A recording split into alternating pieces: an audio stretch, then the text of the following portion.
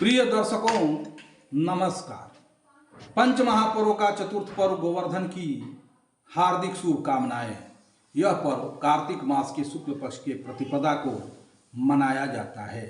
इस वर्ष यह पर्व 14 नवंबर 2023 मंगलवार को है। यह उत्तर भारत में गोवर्धन पूजा के रूप में मनाया जाता है।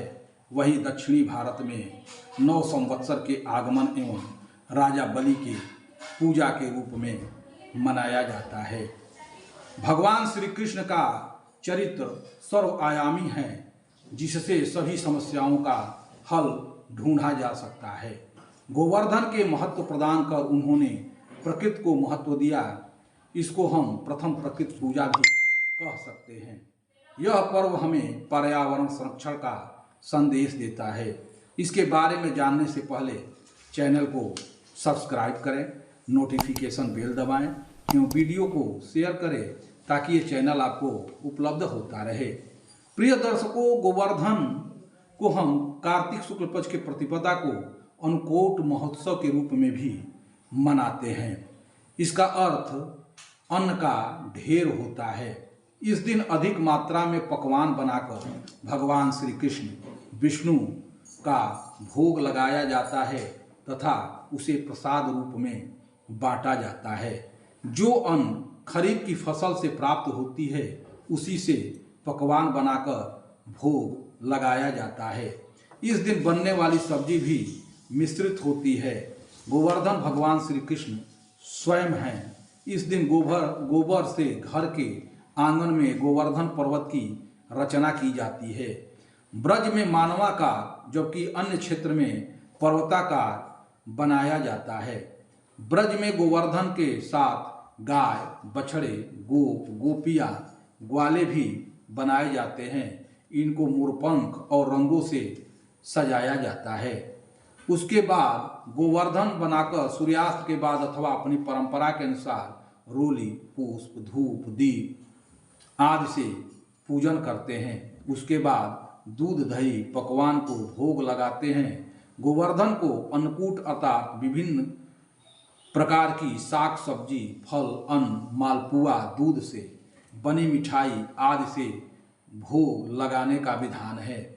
उसके बाद गोवर्धन की 7 परिक्रमा की जाती है और यह कहते हुए कि हे गोवर्धन, तुमने गोपियों की रक्षा करने वाले हो, तुम देव स्वरूप देव हो, सुख देने वाले हो, मैं तुम्हें प्रणाम करता हूँ।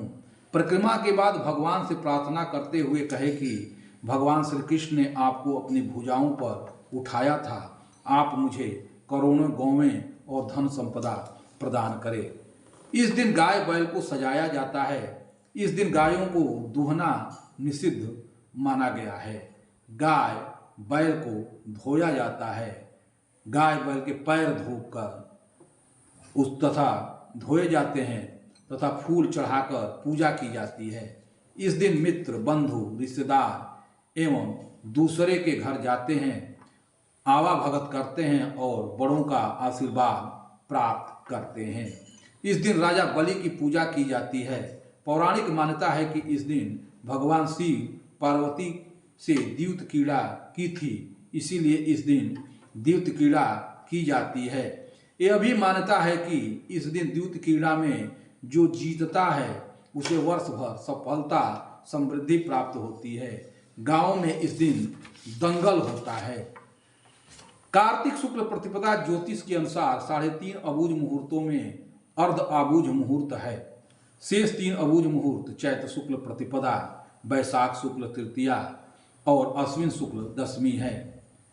इस पर्वों से गांव का कल्याण होता है, पुत्र पौत्र संततियां प्राप्त होती है, ऐश्वर्य और सुख प्राप्त होता है।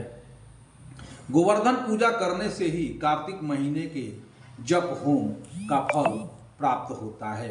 इस दिन यह भी कुछ जगहों पर परंपरा है कि सुबह झाड़ू लगाने के बाद झाड़ू सूर्योदय के पूर्व लगाएं, जिससे घर की अशुभता, दरिद्रता बाहर निकल जाए। उसके बाद घर के बाहर से थाली बजाते बजाते घर में प्रवेश करना चाहिए। यह भावना रखते हुए प्रवेश करें कि माँ लक्ष्मी हमारे घर में पधार रही है।